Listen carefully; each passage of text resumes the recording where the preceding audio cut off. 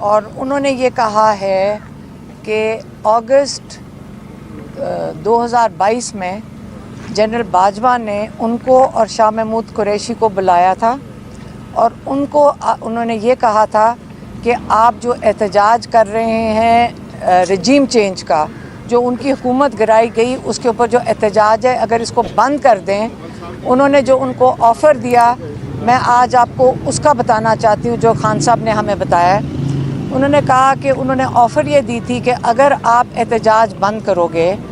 تو اس کے بدلے میں آپ کو جب حکومت آئے گی آپ کو 2/3 یا دو تہائی آپ کو میجورٹی دی جائے گی اور آپ اپنی حکومت بنا سکو گے، اور اگر آپ یہ بات ہماری نہیں مانو گے تو آپ کی پارٹی کو 30 سیٹوں کے اوپر محدود کر دیا جائے گا، اور اگر آپ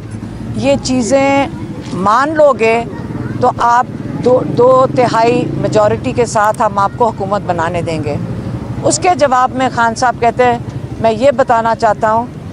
کہ ہمارے ماں باپ ایک غلام ملک میں پیدا ہوئے تھے، انہوں نے ہمیں یہ سکھایا تھا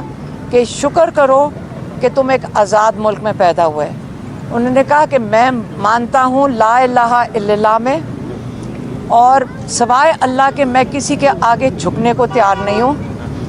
اور میں نے ان کی اس وجہ سے نہ میں کسی کی غلامی، ایک آزاد ملک میں پیدا ہونے کی وجہ سے میں کسی کی غلامی قبول کرنے سے میں بالکل انکاری ہوں،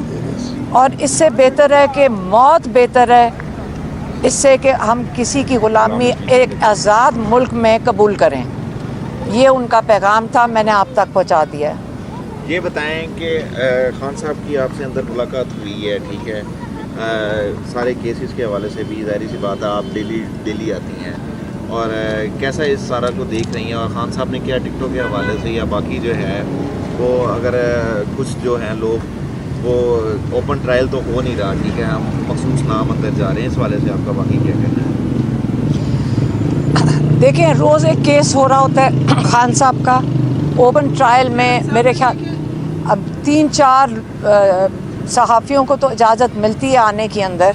اور ہم امید کرتے ہیں کہ وہ صحافی آ کے اپنے باقی صحافی بھائیوں کو ان کا پیغام جو ہوتا ہے وہ دے دیتے ہوں گے۔ اوپن ٹرائل تو انہوں نے، آپ کو پتہ ہے کہ جیل کے اندر اوپن ٹرائل نہیں ہے، نہ کیسز کے اندر کوئی دم ہے۔ ایک دن اگر یہ کیسز کھول دیں آپ لوگوں کے سامنے، آپ کو سمجھ آ جائے گی کہ یہ بالکل بے معنی کیسز ہیں، اور صرف ان کو جیل میں رکھنے کے لیے ایک بیل ہوتی ہے، اگلا کیس وہیں جج صاحب اگلے دوسرے کمرے میں آ کے بیٹھ جاتے ہیں اور ان کے اوپر فرد جرم لگا دیتے ہیں، یا ان کے اوپر ان کو اریسٹ کر لیتے ہیں۔ کل یہی ہوا، ایک طرف بیل ہونے کا چانس ہو گیا، دوسری طرف ان کے اوپر آ گیا، مقدمے آ گئے۔